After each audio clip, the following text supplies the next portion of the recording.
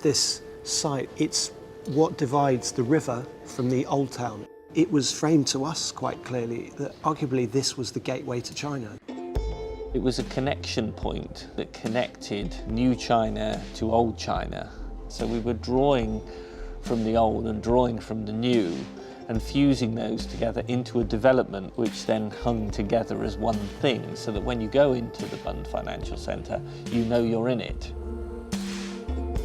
Fosun Partners and my studio have been interested in the larger scale, but also understanding the implications at the experience scale.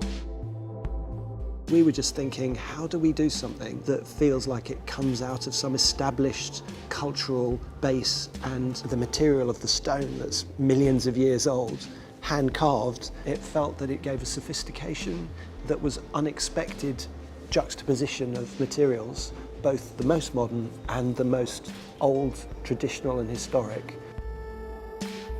Our thinking on the design was, how do you produce something which outwardly is of interest and outwardly adds something to the urban environment around it, while inside providing an environment which is flexible enough to develop as the foundation develops. The brief for the project was to be as adaptable and usable in multiple ways as possible. There's largely office towers, then there's retail space, and then there's subterranean, more major space with shops and other kinds of functions all stitched together. But then in the heart of the development, there was also a cultural building called the Fosun Foundation. So that was like a kind of jewel that would be discovered as you came through the different spaces we were making. A big aspect with the project was making a kinetic building. This idea of, could you make an architectural curtain? And if you could, then you could have a curtain that you could open up to the square or close down and open up to the river. They can overlap and create extraordinary optical effects.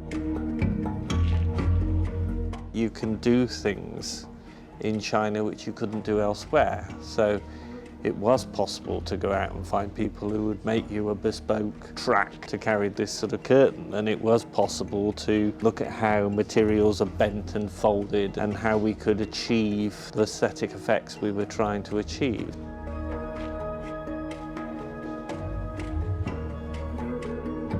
We were approaching it from what's the culture, what's the environment, what's unique about the place, what will the people do, how will the people move, and it was all those factors that then began to influence what the building looked like.